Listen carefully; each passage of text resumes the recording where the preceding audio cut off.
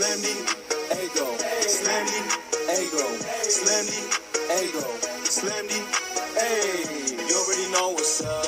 What's that? Another home run. But you know the job ain't done till we hold that trophy up. Hey. What's going on, everybody? Welcome episode 601 of the Talking Friars podcast and YouTube show. Ben Fadden with you here. It is May 26th, 2024. Padres, they dropped 2 out of 3 to the Yankees, but they did not get swept. They found a way to win today's game. Was everything about it pretty? No. But what matters is the end result, and the end result is not getting swept. And yes, our Padres fans, are we going to come away from this series disappointed? Because the first 2 games, the offense was almost nowhere to be found. And you can't keep putting up these sad offensive performances if you want to be one of the best teams in baseball. Yeah, I'm not coming away from this series happy. No doubt about that. Like, don't get me wrong. But it was important that the Padres were able to get a win today, because getting swept, obviously, that's 3 games under 500 in a series instead of 1. Like, there's a difference there. So we'll talk about this series, everything that happened, the main things that happened. If you want to join the show, you can click that link that's pinned up at the top of the chat. I appreciate all the support. I appreciate those that came up to me at Petco this weekend when I was there these couple games and on the trolley even. So shout out to who I was talking to on the trolley that, realized who I was and supported the show as well. So I appreciate Padres fans that do that. I don't take it for granted, that's for sure. All right, so let's get to today's game first, and then we'll do the other 2 games of this series. Padres win 5-2. They get back to 500, 28 and 28. And I'm sure that there's plenty of Padres fans, and including myself, that are tired of this up-down thing. They get a game over 500. Let's stay there. Nope, they don't stay there. They go back to 500, or they go below 500. And so we're going to keep having to play this up and down game until the Padres can find some consistency. Joe Musgrove, I want to start out with him. I thought he pitched really well today.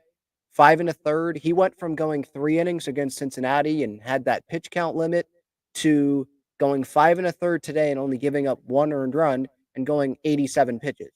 So that was a pretty significant jump there. Didn't walk anyone, struck out 5 guys. I was at the game, so I did not see exactly where all of the location of his pitches were. But to me, it sure seemed like he was hitting his spots with breaking ball and with his breaking pitches, I should say. Fastball looked good. Not a ton of hard contact. And even the hard contact, like the not Stanton, Judge off the wall, it ended up being a single. So there was some good defense behind him. A rise in the first inning on that diving play.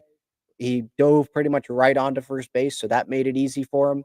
There was just good defense for Musgrove for the most part in this game. Tatis, I have not watched that play, but it seemed like that run that was given up, it was not the best route by Fernando, but I was not watching Fernando the whole time. My eyes obviously were on the pitch, and then when I see Fernando, he's already running to the ball, and then he misses it, right?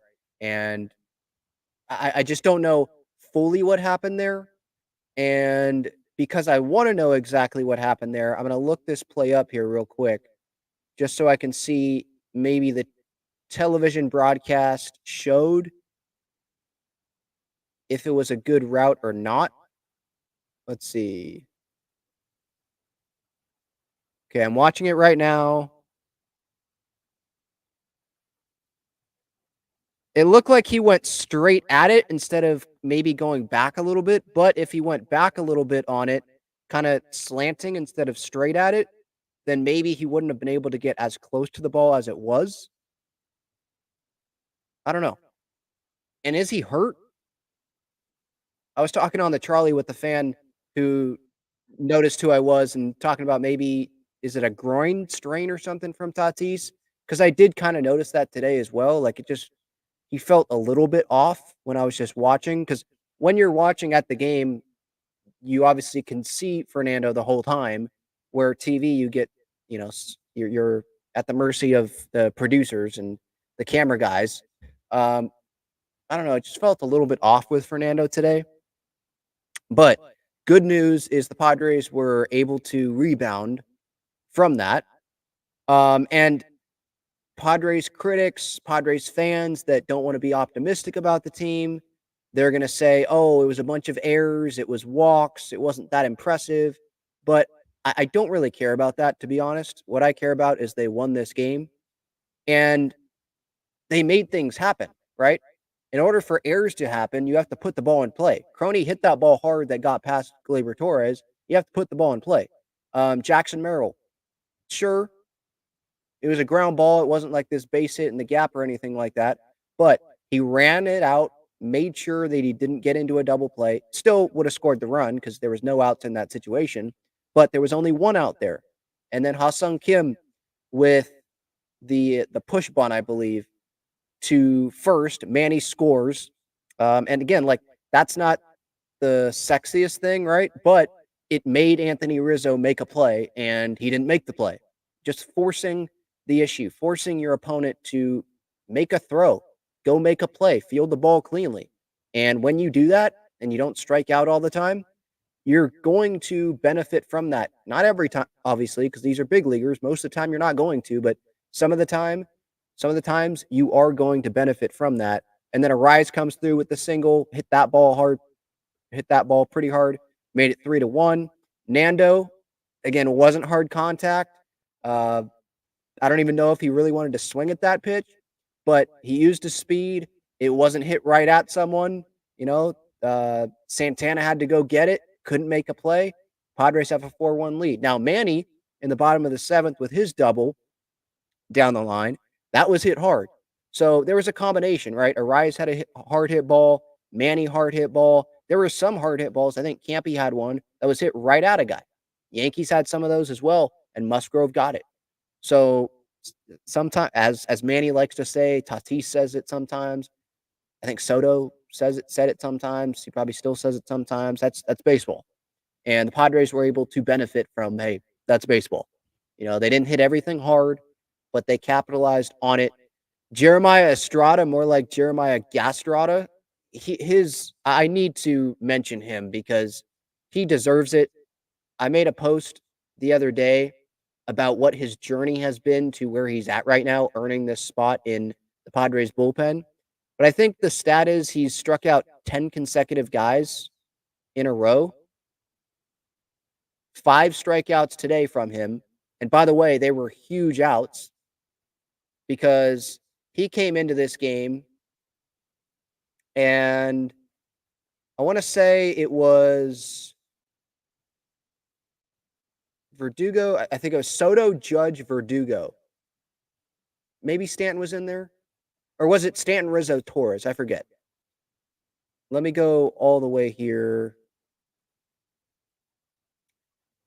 He came in what, the 6th inning? Yeah, came in the 6th. It was Judge, Verdugo in the 6th. Struck out Judge swinging, struck out Verdugo swinging, and he came into the game after Soto had that double past Tatis, and so there was a runner in scoring position there, and he said, no more runs are going to be scored, kept that game at a 1-0 game, and then the Padres have a nice inning there in the bottom half of that inning. So that was so big to hold it where it was at. And then after the Padres had the big inning, don't let the Yankees get back into this game. And that's exactly what happened. Strikes out Stanton, strikes out Rizzo, strikes out Torres. Gas, breaking ball, gas. That's how he did it. Man, AJ Cassavell has the stat here, so credit to him.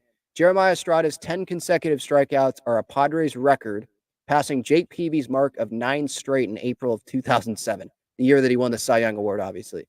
Estrada's streak is ongoing into his next outing, too. Amazing. A waiver claim in the month of November, a waiver claim. And I do want to go through Estrada's career a little bit here because, again, he deserves it. Let me find it here. I posted it before the series started. Okay. So this is some of the path of Jeremiah Estrada. It's not everything, but I think it's the main bullet points. And we didn't know who Jeremiah Estrada really was going into spring training this year. He was the 195th pick in the 2017 draft, sprained UCL. He was out for 20 plus months, missed all of 2018. That was his first big injury. Then he had Tommy John in 2019. He was out for a long period of time, obviously. Then in the minors, he bounces back, has ERAs of 1.57, 1.30 in the minors. He makes his debut with the Cubs in 2022. He was sent to AAA after one game. So they called him up because they needed an arm probably and said, all right, back down. Didn't make the Cubs opening day roster in 2023. He had a 6.75 ERA with the Cubs in 2023. So just right there, before even going to the Padres, there's a lot of failure, lack of success. I don't want to be too harsh and say failure. You're in the big leagues, but just disappointment. Multiple injuries, didn't perform great at the big league level, didn't make an opening day roster. Then the Padres claim him off of waivers. And then he pitches well in spring, makes a Soul Series roster, pitches in one of those games, doesn't give up any runs against the Dodgers. He didn't make the Padres home opener roster, if you remember that. He was called up April 26th, so he had to wait about a month before getting that call up from the Padres earlier this season, after already being on the roster in the Soul Series. And so far, entering this Yankee series, I believe, had a .66 ERA. And since then, it has only gone down. His ERA is now at .59, which is better than Robert Suarez. I don't know if this is going to be like all-star game worthy because he's not a big name yet in Major League Baseball. Where Robert Suarez, you could at least say, hey, he's the closer for the Padres. He has a big contract, right? But Jeremiah Estrada, he's our all-star. He's one of our all-stars. Even if he's not selected to the all-star game, he has been huge for the Padres so far this season. And today was just one of those examples. Obviously, he got his first save during that road trip in Atlanta. And then today got some big hitters up at the plate. And he was not scared, strikes out all those guys. And that allowed some room there, right? Padres go from Estrada, they go to Wandy, who couldn't get all the way through it. But because Estrada went an inning and 2/3, they didn't have to use another reliever before getting to Wandy. Wandy struggles a little bit, couple walks, and then boom, go to Robert Suarez for a 4-out save, and he gets it. Suarez, by the way, struck out Judge first at bat. Suarez has to come in and face Aaron Judge and gets him looking. So both of those guys, absolutely huge for the Padres today. It was good to see Manny have that good swing, put that ball down the left field line. Again, with Musgrove, I'm so happy that he had this bounce back outing. And there, even if you don't want to say it, those who were doubting Joe Musgrove, I'm not saying that you look foolish now because you could still look at his ERA and he hasn't fully bounced back. It's one outing here. But if he puts together a few more of these, you're probably going to be saying, yep, I was wrong. I should have believed in Joe. What the heck was I doing? So just saying, it's not like Joe Musgrove's out of his prime or he's washed. I know that fans were reactionary, but I think with Musgrove, some of the stuff that I saw, it was like, all right, come on, guys. Let's realize who this guy is. And how about let's not doubt him and, think that this guy can't be a frontline type pitcher for us just because he's struggling out of the gate. Let's give it a little bit more time. And we thought, yeah, there was probably something wrong, goes on the IL, and now he comes back and he has a good outing against the Yankees. And by the way, the Reds outing, it wasn't that bad either. It was two unearned runs in that outing. So today, look, they played some small ball. They took advantage of the opportunities that they were given by the Yankees. I don't care if Padres fans or the Yankees fans want to discredit that win. They got the win. Would you want the series win? Of course. And we're going to get into these two losses right now. Padres lose 4-1 on Saturday. They lost 8-0 on Friday. Saturday's game, Dylan Cease on the mound. Mike Schilt, we know he's Mr. Optimistic, Mr. like 3/4 cup full, not glass half full, super optimistic. He was asked about Cease's outing, and I'm not quoting him, but he was saying he essentially said that Cease was fantastic. He was excellent, which I don't agree with. For a 5 starter, okay, going 6 2/3 and strike out 9, not walking anyone. But for the expectation that we have on doing Cease, I would say that he was not excellent. He was good. He wasn't excellent. And I agree that the 4 earned runs, that's probably not very accurate in terms of like how good Cease was. He gave up the homer to Judge, 2-run homer in the first. But after that, he was good. The Rizzo RBI single, go back and watch where that pitch was. That pitch was down and outside the strike zone. I'm going to give credit to Anthony Rizzo there. And then Gleyber Torres, it was a sac fly, made it 4-0. Tatis had a homer, but it was really like empty calories, if that makes sense. Garbage time. I thought that was going to be caught at the wall because that's just how things were going for the Padres these last couple of nights. But like, I'm not going to sit here and, be all worried about Dylan Cease. I thought he pitched well. I don't think it was excellent, but I think he pitched good. And I'm not worried about Dylan Cease. What we're more worried about, obviously, is the offense. Because in those first 2 games, they combined to score 1 run. And I get it. Marcus Stroman has a sub-3 ERA, and Carlos Rodon, talented pitcher. The whole Yankees staff has been pitching really well these last couple of weeks. And this Yankees team is one of the best teams in baseball, best team in the American League. I understand it. But the Padres, to get where they want to go, they're going to have to beat good teams. And it's Major League Baseball. You're going to run, almost regardless of what team it is, you're going to run into talented arms. So you got to find a way to be better offensively.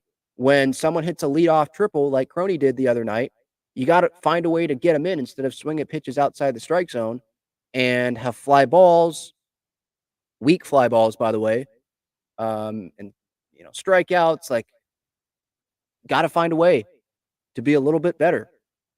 7 left on base yesterday, 0 for 4 with runners in scoring position, and then 0 for 3. Like, they just didn't get a ton of opportunities with runners in scoring position. So again, it's hard for me to get on the pitching. Now, yeah, of course, you'd like the Padres not to get down 4-0 in a lot of games, but it's hard for me to get on the pitching when the offense just was that bad these first couple of nights in this series. And as I pointed out, I think in one of the videos during the series that I put out, go look at the Padres lineup and go compare that with the Yankees lineup.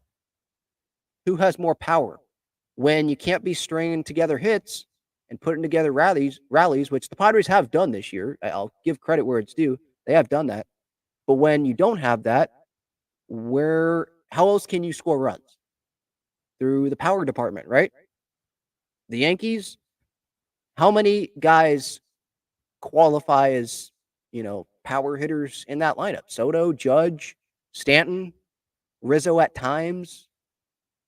Torres had a homer this series. You look at the Padres lineup, who is that? Tatis and Manny? Really? Like, that's the guys that you would put into that category, right? But I was looking this stat up during this series. I believe I put this out before yesterday's game. Home runs. Notable duos in Major League Baseball. All these teams, contenders, Yankees, Orioles, Braves, Dodgers, Phillies. How many home runs do their big duo have? And how many do the Padres' big duo have? Tatis and Manny have 13. Bryce Harper and Kyle Schwarber, 21. Ohtani and Betts, 21. Ozuna and Olsen, 22. I could put Acuna and Olsen because that's really more the big duo because Acuna won MVP last year. But still, I believe they have more home runs combined than Tatis and Manny. Gunnar Henderson, Adley Rutschman, 26 with Baltimore. And then Judge and Soto, this was before Judge had the homer yesterday. 30 home runs combined. So now it's at, what, 31? Not even close. Tatis and Manny at 13, not even close. Now 14 with the Tatis homer last night. Just, they need more production from those guys. And I'm not saying home runs are everything, and you could go win with less combined home runs than your opponent, the opponent's big duo or whatever, right? But no doubt about it, those guys, they've got to be better. I think Tatis's home run last night was his first home run since like May 12th. I think that's what Don said on the broadcast. And I'll go back to my trolley conversation today with one of the Padres fans that said hello, and we had a good talk. We were talking about Tatis, and he was mentioning how, well, since Tatis got suspended, no steroids, doesn't seem like he's been the same guy. And it's an understandable point. What I would say is, let's remember that he had surgeries, multiple surgeries, and sometimes I would assume it takes some time to get back to being who you can be. Now, I'm not saying that it should take 2 years. Last year, okay, came back after the surgeries. This offseason, though, had a full offseason. That was like the talk going into the offseason, right? And that was one of my talking points to why I think Tatis can go win the MVP this year. Was full offseason, played winter ball, had the opportunity to focus on getting better at baseball, but not spending that time having to rehab, because there's a difference there, right? There's only so much time in a day, right? But so far this year, Tatis has not been the guy that the Padres have needed him to be. There's been moments. The Cubs game, I immediately think of. There's been some good defensive moments. We know he's good defensively. Won the Platinum Glove last year. But a 244 average, a 744 OPS, that's not what you want. That's not what we probably need from someone like Fernando. And we can talk about Manny as well. Obviously, Fernando's having a better year than Manny is. But yeah, like average on base percentage, slugging, what do you want from those star players? You probably want it at 300, 400, 500, right? Average 300, on base percentage 400, slugging 500 plus. And with Tatis, not getting that. Under 300 with the average. Now, with average, I should probably change the 300 to more like 280, because some pitching is just nasty nowadays, and most superstars still don't hit over 300. I'll take under 300 and, having a 900 plus OPS, right? Like that, you could still do that. But on base percentage, not even close to 400. It's at 329. Slugging percentage, not at 500, 415.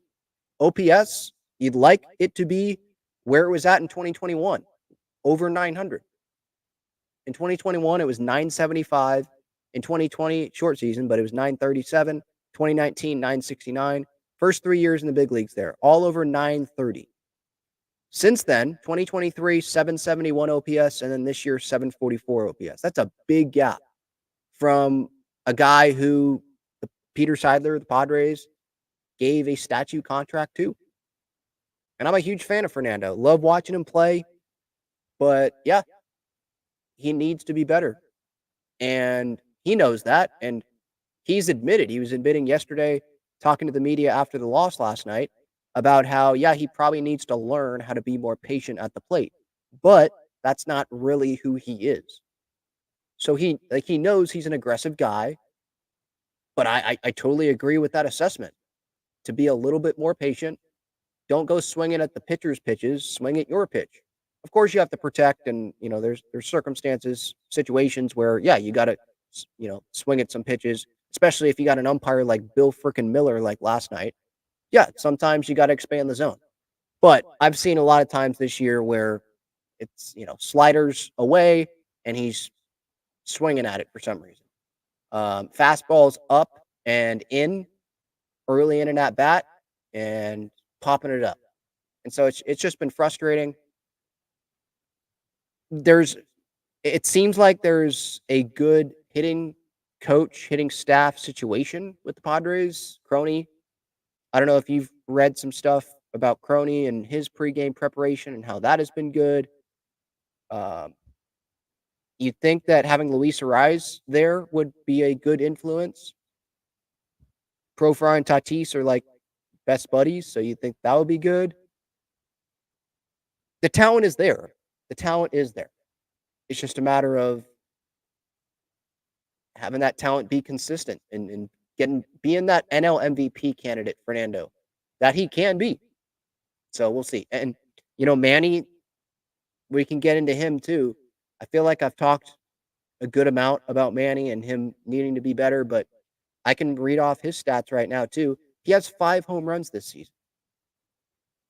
5 home runs. 235 average. That's not close to where we want it. 288 on base percentage. We want that to be, 400. OPS 653. His career OPS is 824. OPS right now is 653. That's just not good enough. Now, if you want to look at it glass half full, which that's just who I am. I want to look at stuff glass half full, especially with the Padres. You could look at this and be like, well, Ben, you're reading off all these numbers and look where they're at. They're 500. Just imagine what's going to happen when those guys start to click. But I feel like we said that last season as well, and it didn't fully click, and they missed the postseason, right? So I'd like to sit here and say I believe in the talent of Manny. I believe in the talent of Fernando. I think that they can get back to being those guys, but I'm not going to sit here and guarantee it like I think I probably did last year because of how confident I was in that team on paper. And Manny was just coming off of a MVP caliber season in 2022, and Fernando's coming back. And the last time we saw him, he was leading the National League in home runs. There was reasons to be really optimistic, right? It's understandable if you're not going to be super optimistic about those two guys. Profar's got to keep doing what he's doing. Crony, Ariz, got to have that production from those guys. Now, if you can have the production from those guys and Manny and Tatis, then now we're talking. Now there's probably going to be a better opportunity to have those comeback victories. And if the pitching staff can, have it be nothing through 3-4 innings, then the Padres can have a lead maybe. And you could see a lot more of Robert Suarez in those save situations. So we'll see. But these first 2 games, there's not a whole lot to talk about in terms of the details in the games. The Padres just got whooped, especially in game 1 of this series. It was a freaking home run derby. If I was a neutral fan sitting there in the ballpark on Friday, I'd be like, man, that was pretty cool what I just saw. The big 3, Soto with a bomb, Judge with a bomb to the second deck, Stanton with a bomb off the Western Metal. It seems like he does that every time he comes to San Diego. Obviously, he was in the home run derby in 2016, won that here. Man, that was pretty cool off of Yu Darvish. But as a Padres fan, that freaking sucked. And understandably so, it was. You could definitely hear the Yankees fans on Friday. You could hear them all series long. But there were plenty of Padres fans as well. It sucked. I mean, Darvish, it was mislocation. Hanging breaking ball to Judge and Stanton, I believe. Fastball, or maybe it was a cutter, up to Soto, and he's going to demolish that one. And the offense just wasn't able to do anything. They got 3 hits the entire game. 3 hits. Ariz, I believe, had his on-base streak ended, and then he started a new one. But look at this. The top of the lineup, top 3 guys in the lineup, Ariz, Tatis, and Profar, combined to go 0 for 9 in that game, first game. Manny had 1 hit, only 2 at-bats, had a walk as well. And then you had Azokar, Wade, and Peralta be pinch hitting for those guys in the last, I think, inning, the last at-bats there, because the game was over. But if the game felt over after those home runs were hit, it was just a huge gut punch. And yeah, I'm not worried about Darvish. Same thing with Cease. Like, we're going to have to see a string of these starts before I start to get concerned. I totally believe in those guys. The Yankees, they've got talent. I'm not going to sit here and say that those guys should have dominated the Yankees. I mean, I think we got to recognize who the Padres were facing there. Just, I wish it wouldn't have been a home run derby, in the Yankees' favor. Soto's return, I thought that it was definitely a mix of cheers and boos. Same thing today when I was at the park, and you could hear it on TV last night. It was a mix. Um, like I said in that video that I did before Friday's game, I understand those that wanted to boo Soto because the cheating quote, right? Or not cheating, sorry. The giving up quote, where they were in Seattle last year and he admitted when we get down in games, I don't have the quote in front of me, but when we get down in games, we essentially just give up. We stop fighting. We give up. And that pissed me off. That pissed a lot of Padres fans off, obviously, because of how much we care about this team and how much talent was on that team. It was just a waste last year. So there was that. And then if you compare his Padres numbers to his Yankees numbers and his Nationals numbers, he was the worst in a Padres uniform. We did not get his best, and he admitted that to the media before Friday's game, in that press conference, about how like he was kind of sad because he wasn't able to show the fans who really Juan Soto can be. He's sure doing it with the Yankees, and he sure did it with the Nats. So yeah, that was disappointing, obviously, just because they didn't go. You go to acquire Juan Soto if you're AJ Preller for him to be a big part in taking you to the World Series. Was the NLCS run fun? Yeah. But I think maybe part of it as well, to Padres fans, to some, is it's not like he was Jake Cronenworth and he came up with that huge hit against the Dodgers. If that was Soto in that spot, I don't know if he would have gotten as many boos, right? But he didn't have a huge moment in that postseason, right? He hit home runs. If you go watch that Dodger game and Cronenworth had that hit, Soto's on the highlight because I think he scored. I want to say he scored on that hit from Croney. So he was in it, he was involved, but he didn't come up with a huge hit. He didn't come up with a home run in the NLCS that won a game and then the Padres eventually won the series. He hit some home runs, but the Padres didn't go to the World Series. They didn't win the World Series, right? And if Padres fans booed him because he was not a Padre anymore, and because, I mean, I don't know. You should not get it twisted. He got traded to the Yankees. It's not like he went and signed with the Yankees. He didn't demand a trade from the Padres. So let's get that straight for anyone that maybe was a little, maybe they don't follow the team every day, follow every little detail about the team. That was not the case. So you shouldn't have been booing for that. If you want to boo because he's not in our laundry anymore, you want to boo the laundry, okay. But then should have booed when Anthony Volpe was up at the plate, or Oswaldo Cabrera was up at the plate, or Austin Wells. If you're going to boo the laundry, no, fans were booing Soto for reasons that they had. I did not boo, but I didn't have a strong feeling one way or the other. Like I didn't stand and give him the standing ovation. You know, he wasn't here for this ridiculously long period of time. And now he's on the Yankees, and he might go sign a long-term contract there. You just never know if Soto would have been here long-term if Bogarts wasn't signed to a contract, or there's other guys, obviously. There's the Cronenworth extension. There's the Darvish contract.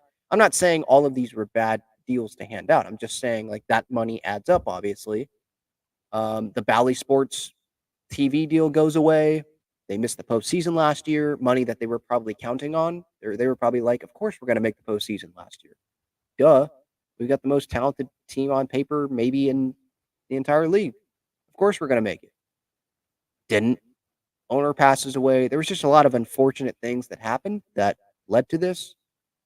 And Soto hit a huge freaking bomb against us on Friday night in a Yankee uniform. And that's really that. Like, again, I don't have a ton to talk about from this series. Estrada, great. Suarez, great. I know he gave up a home run today, but I really thought Azokar came away with that ball, but he didn't. The Padres did too because they showed a wow graphic up on the jumbotron, and it's like, dude, Verdugo's rounding the bases. Let's take that down.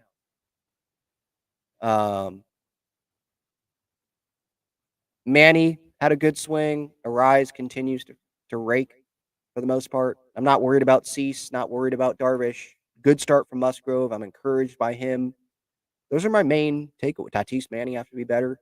Those are really my main takeaways from this series. You have thoughts? I will get to the chat, obviously, if you want to join the show. Last reminder, click that link pinned up at the top of the chat. Let's take a quick break.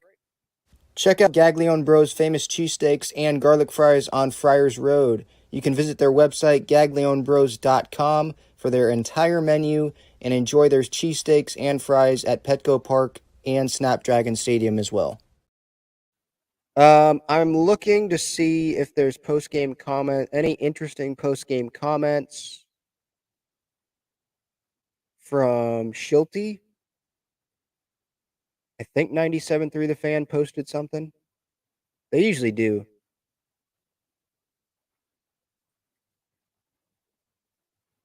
It's very helpful, some of the stuff that they post. The audio's good. I don't see it. Although I do see, credit to Foolish Baseball here, Padres reliever Jeremiah Estrada has a 45.5 K rate. 45% of the time. 0.59 ERA. Only Mason Miller has struck out hitters at a higher rate. Minimum 10 innings pitched. And Mason Miller, that's the talk of, if you go to like relievers around baseball, he is the talk of Major League Baseball. Among relievers, it's Mason Miller. And Jeremiah Estrada is not getting talked about other than by Padres fans, it seems like. But he's right there if you look at that stat. All right, some of the other great partners of the show. Breaking Tea, they got Padres, Aztecs, and Wave shirts and sweatshirts. Click that link in the description there. Underdog Fantasy, as you see in the ticker, use code Talking Friars or click the link in the description. Claim special pick and first time 50% deposit match up to $250 there on Underdog Fantasy. And then the same code Talking Friars, $20 off your order on SeatGeek, your first order on SeatGeek. All right, let's get to the chat. We got the Marlins coming up next, which you look at the probables for that and you see 3 consecutive lefties, and it's like, oh, crap. Because we know the Padres aren't great against lefties so far this year. Yep, Padres do need to be more consistent, Devin, at winning at home. Yep. Unacceptable record at home when your fans pack one of the best ballparks in Major League Baseball makes the fans paying a decent amount of cash feel empty in their stomach.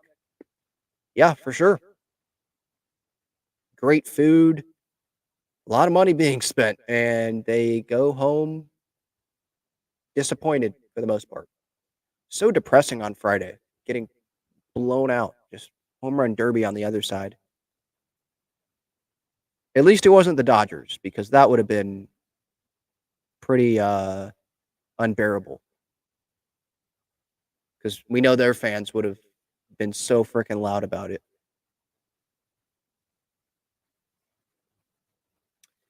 Mike says Toddy gets plunked.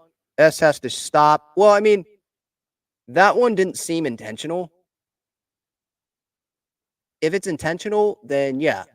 And Schilt, he said something earlier this year about not being happy about it either. So, I mean, it's one thing to say something, and it's another thing to do something about it. So, but in terms of doing something about it, I don't think you're going to see the Padres throwing at the other team if Tatis gets hurt, or excuse me, if he gets hit. Yeah, of course I'd like it, or I'd like it to stop. But part of trying to get Tatis out is throwing inside. That's just part of it. Really, to a lot of great hitters, is you throw inside, try to throw inside to get them, jammed. Really. Weak contact. Yeah. Devin says Jeremiah Gastrada is insane. Dude is on a strikeout rampage. Definitely is. Fastball, 98. Breaking ball as well. Freaking nasty.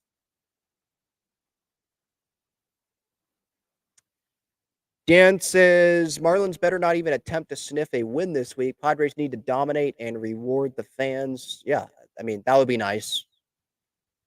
It's the frickin' Marlins. What's the Marlins record right now?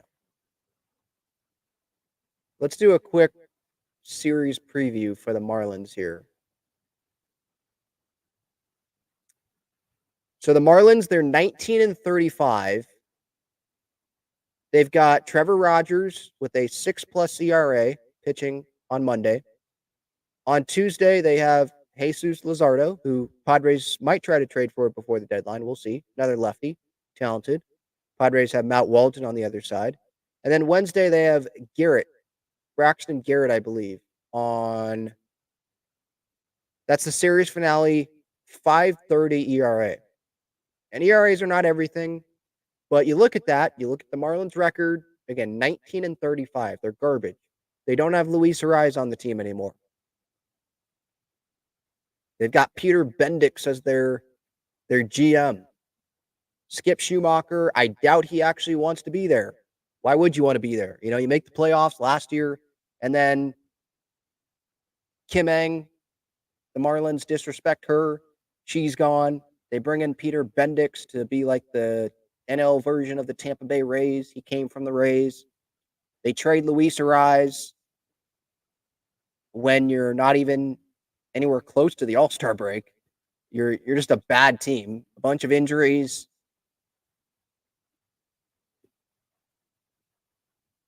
You got swept by the Rockies already this year.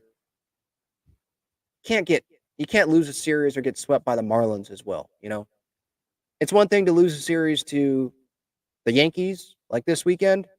It's a whole other thing to not win this series coming up against the Marlins. When you've got Michael King, who has been dominant at times. You've got Matt Waldron, who's been pitching good the last few starts. And 2 of those 3 starts were against the Dodgers and Braves, I believe. And then you've got Yu Darvish, who I know last start, it was like the home run derby against the Yankees, but you're facing the Marlins coming up next. And he had a 26 inning scoreless streak before what happened on Friday. We should like the Padres' chances, but they're night game. 2 of the 3 games are night games. All 3 of those Marlins starters are left-handed pitchers. But, like, it goes back to, and I don't want to keep mentioning 2023, but when you see the Padres, they're still around 500, and it's up, down, take a step forward, you take a step back, you take a step forward, you take a couple steps back, couple steps forward, couple steps back. It's just been up and down. Kind of reminds you of last year, right? Where there's talent, but you just can't consistently produce enough, right? On mainly offensively, but there's been some pitching struggles as well. And you look at, okay, you've got a bad team coming into Petco Park. Don't let this be the Kansas City Royals. Don't let this be the Pittsburgh Pirates of last season. So, really, we just got to hope. Hopefully, Luis Ariz has some good scouting reports on the Marlins and these Marlins pitchers. Look, the Padres, they're more talented than the Marlins. Go win this series. Simple as that. And I know the players would say, well, they're major leaguers too. And it's not as simple as you're saying that, Ben. But as a Padres fan right now, and that's all I can speak from as a passionate Padres fan, go win this series. It's the freaking Marlins. This isn't the Stanton, Yelich, Ozuna Marlins. This is the Jazz Chisholm. They don't even have John Birdie on their team anymore. I mean, how many Marlins players can I even name? And I'm a big baseball fan.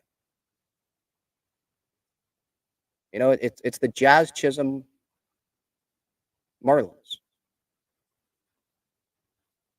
He's the one player that stands out to me.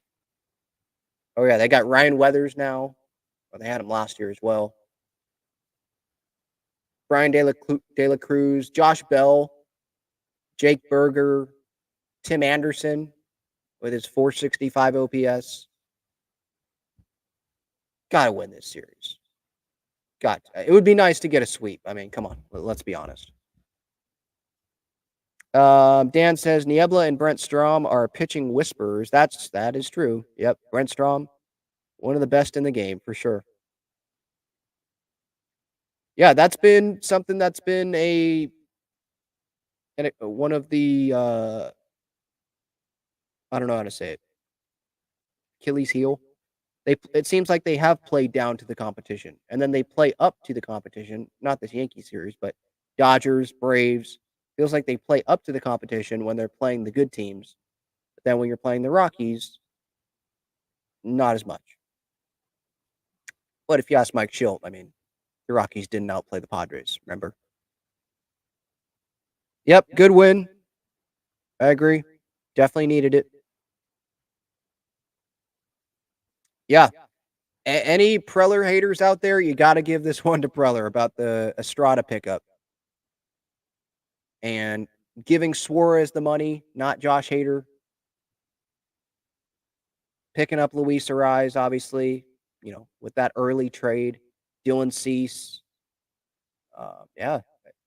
There's more, but yeah. And I was having this conversation earlier today, coming back from the game. It's like, yeah, AJ Preller, I know there's haters out there, but he puts the Padres in position. He can't control if Tatis underperforms, if Manny underperforms. I'm not saying Preller's perfect. He's made some bad trades, just like every GM has, by the way. But he's put the Padres on paper in position, for the most part, to have the talent to go make the postseason, at least. You could take shots at the depth, and that's totally understandable. But there's plenty of teams out there that I think, fan bases, I should say, that would love to have the talent that have been on the Padres, these last 3-4 years. And for a variety of reasons, it hasn't worked. But AJ Preller can't totally, control all of those reasons why it hasn't worked. He's not the one out there on the field.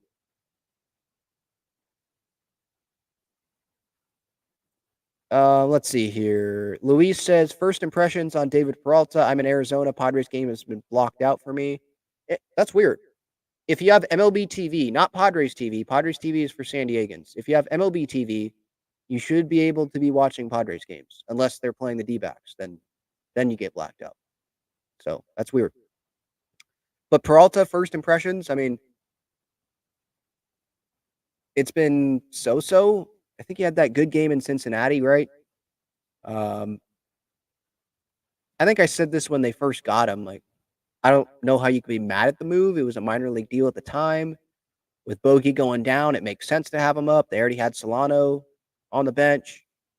Ariz, obviously, Crony, Manny, Kim, Wade.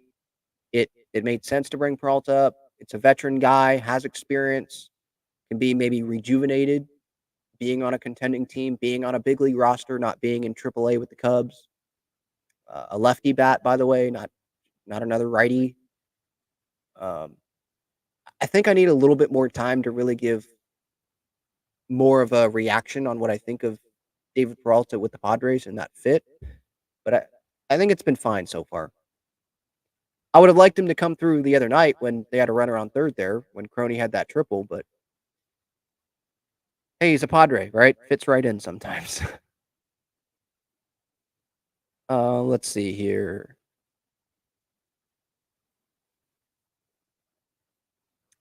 Wow, was not expecting Franmil Reyes to be brought up here, but Dustin says bring back the Franimal. Yeah, I don't know about that. Where is he? Is he playing in like Mexico?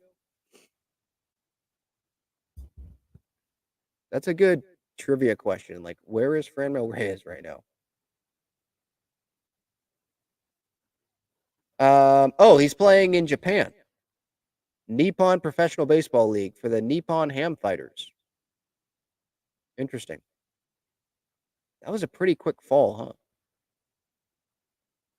That's one of those what ifs. What if the Padres had a DH in 2019 and you could just, stick Franmil there or keep Franmil and not trade him? Because we know Taylor Trammell didn't work out. He didn't get a lot of chances with the Padres either.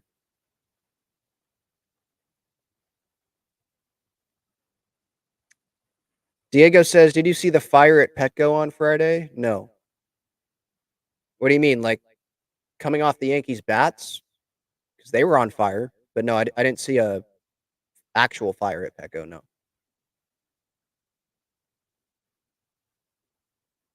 Oh, cool. Devin says Garrett for the Marlins just threw a complete game his last outing against the D-backs. Awesome.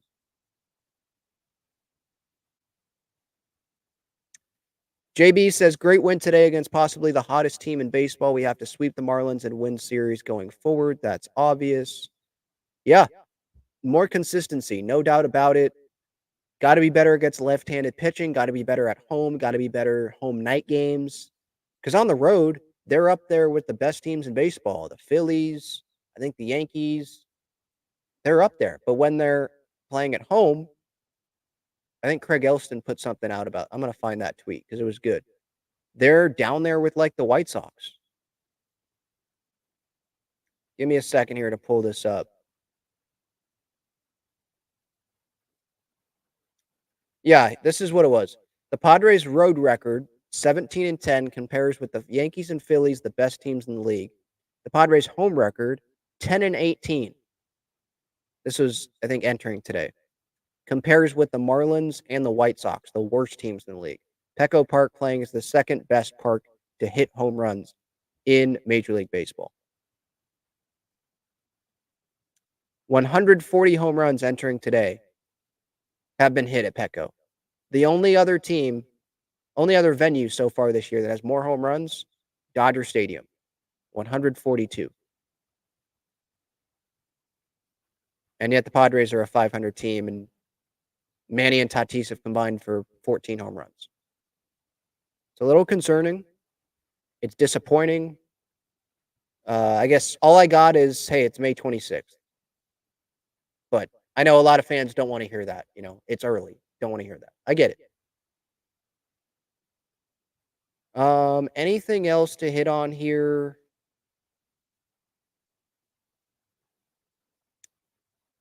I think that's it. Any more questions? When do you think Bogarts will return? Well, I mean, I was listening to Kevin Acee. I think he was on with John and Jim, or not John and Jim because Jim was getting married, but John and John Schaefer and John Quintero on Friday. And he was saying something that he thinks at minimum he'll be out 2 to 3 months. But then Bogarts was saying how he hopes it's 1 month. So maybe that's just the competitor in him. Yeah, I really don't know. I'm just going to stick with the 2 to 3 months. I'm going to probably, right now, I'm going to stick with sometime after the All-Star break, maybe coming out of the All-Star break. Bogarts would probably laugh and say, hey, that's way too late. I'll come back before then. But I don't know. It didn't look good. And when you say you had 4 cracks and you have a fractured shoulder, right? That's the injury designation by the Padres. When that's the case, I'm sorry, that's hard for me to believe you're going to be out 1 month and, oh, yeah, you'll be right back in there. I don't know. Yeah, fracture in his left shoulder. No indication of labrum tear or need of surgery. This was Kevin on the 22nd.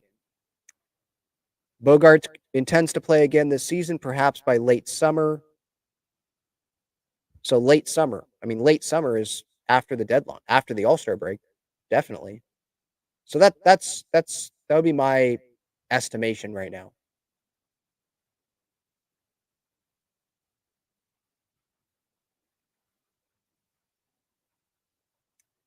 JB says if our starting pitching keeps striving to get better, we're on good shape. We'll get a nice wild card position. I believe in the rotation. I mean, I don't know how much longer Waldron's going to be this good, but we got to remember he's the 5 starter. I have confidence in Darvish. I have confidence in Musgrove. Confidence in Cease. Michael King, hopefully, he'll be more consistent as we get more into the season here because he's been up and down. But he has the stuff. Like he's shown that he can compete as a starter. So yeah, I like where the starters. I kind of like, not everything, but I kind of like where the starting pitching is at. Pitching as a whole is at. I think the main concern has got to be the offense, the consistency of the offense. On the road, I mean, they're a good team on the road, but the Padres don't just play on the road. Maybe that's what should happen next year. Maybe the Padres should just throw watch parties on at Petco Park and just not play home games. And maybe the Padres will win the NL West for the first time in a long time. But yeah, it's got to get better. Got to get better. All right, that's going to do it. Talking Friars episode 601. Series loss to the Yankees, but I'm not going to sit here and say I was super surprised by that. I wish it was more competitive, at least if they were going to lose the series, but at least they didn't get swept. They won today's game, and who knows what the heck's going to happen with the Marlins coming up, but they better take advantage of it. It's the Marlins.